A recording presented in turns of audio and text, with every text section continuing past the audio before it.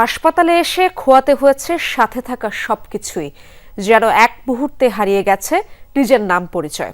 মঙ্গলবার অবিশ্বাস্য এই ঘটনা ঘটেছে জাতীয় হৃদরোগ ইনস্টিটিউটে। প্রশাসনের কাছে নেই কোনো ব্যাখ্যা, হাসপাতাল কর্তৃপক্ষকেও পাওয়া যায়নি ঘটনার পর। কি ঘটেছিল সেখানে বিস্তারিত জানাচ্ছেন মশিউর অনিক, সাথে ছিলেন রাকিব হাসান। নতুন ব্লেন্ডে আরো রিচ অ্যারোমায় সেলন ফ্যামিলি ব্লেন্ড টে। বয়স 52 বছর, নাম শাহনাজ পারভিন। জাতীয় হৃদরোগ ইনস্টিটিউটে স্বামীর চিকিৎসা চলেছে বেশ কিছু মাস। স্বামী বাড়ি ফিরলেও অপারেশনের পর তার মেডিকেল রিপোর্ট দেখাতে যান হাসপাতালে, কিন্তু কিছু বুঝে ওঠার আগেই নিজ হাতে ভ্যানিটি ব্যাগ, কানের দুল ও গলার চেইন তুলে দিয়েছেন অপরিচিত দুজনের হাতে। এই ঘটনার কিছুই মনে নেই শাহনাজ পারভিনের, কারণ হাসপাতালের ভেতরেই দুর্বৃত্তরা ডেভিলস ব্রেথ প্রয়োগ করেছিলেন তার উপর।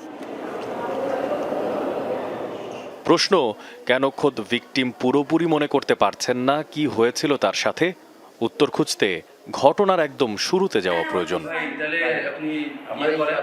সিসি ক্যামেরায় ধরা পড়ে সকাল 10:58। শাহনাজের সাথে কথা বলছে দুজন সন্দেহভাজন। এরপর প্রায় একসাথেই হাসপাতালে প্রবেশ করে তিনজন। এই জায়গাটায়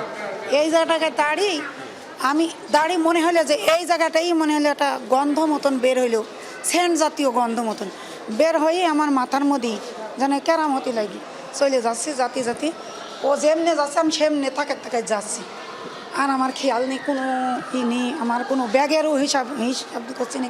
এই দিক থেকে নেমে চলে যাচ্ছি, যেতে ওই ছেলেটা আমার থেকেও 2-10 হাত আগবে, কিন্তু আমার যেন স্মরণ হচ্ছে ও আমার পিছিয়ে ফেল যাচ্ছে, আমি ওর হারি ফেলবন বলে আমি হাঁটতে চলে এই জায়গাতে আমি যেতে পারিনি, মাথা ঘুরছে আর খালি মনে বসে এইবারে এই সিঁড়িতে নামলে আমি পড়ে গেলি তো মরে যাবো, আমি তো কেউ তো আমার সাথে নেই, এরম হলো কেন চিন্তা করছি। বিয়ের সময় দেওয়াল কোনো দিন আর খুলিনি।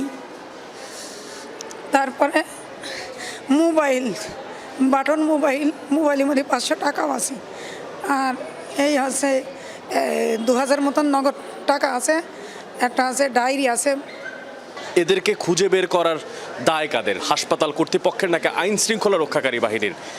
এবং এই সমস্ত যে চিকিৎসা নিতে আসা যারা আছেন তারাই বা যাবেন কোথায়? ডেভিল ব্রেথ বা শয়তানের নিঃশ্বাসের ব্যবহারে ছিনতাই, চুরি সহ নানা কর্মকাণ্ডে ব্যবহারের তথ্য পাওয়া গেছে বেশ কয়েক বছরে। কিন্তু হাসপাতালের মতো জায়গায়, যেখানে সব সময়ই থাকে মানুষের আনাগোনা, সেখানে এমন ঘটনা আতঙ্কিত করছে জনসাধারণকে। আজকে আমার সামনে একজনের হাত থেকে এই ওয়ালেট নিয়ে গেছে, ওনার হাতে 30,000 টাকা ছিল, ওনার ফোনটা এক হাতে, ওয়ালেটটা এক হাতে। এখানে আমাদের আত্মীয় অসুস্থ হয়েছে, আমরা এর জন্যই আসছি। আমাদের নিজেদের কোনো ঠিক ঠিকানা থাকে না, কিভাবে চলতেছি, কই ঘুমাইতেছি না, কত রাত জায়গা আছি। হাসপাতালের নিরাপত্তার দায়িত্বে থাকা আনসার বাহিনীর কাছেও নেই এর সঠিক কোনো তথ্য। এখানে যারা আমাদের নিরাপত্তার দায়িত্ব পালন করে তাদের নির্দিষ্ট একটা জায়গা আছে, সেই জায়গাগুলোতে যদি কোনো রকমের ঘটনা ঘটে সেই দায় পড়বে আনসারের উপরে। তাছাড়া যে সকল জায়গাগুলোতে আনসার মোতায়েন করা নাই সেই সকল জায়গার দায়িত্ব আনসার নেবে না। বিকেলের পরে হাসপাতালে পাওয়া যায়নি প্রশাসনের দায়িত্বে থাকা কাউকেই। আইটি বিভাগেও গিয়ে দেখা যায় ঝুলছে তালা। পুরো হাসপাতাল খুঁজে কাউকে পাওয়া না গেলেও ফোনে কথা হয় দায়িত্বে থাকা একজনের সাথে। তিনিও তখন ছিলেন হাসপাতালের বাইরে। হ্যালো, আসসালামু আলাইকুম রানা ভাই। হ্যাঁ ভাই কই আছেন?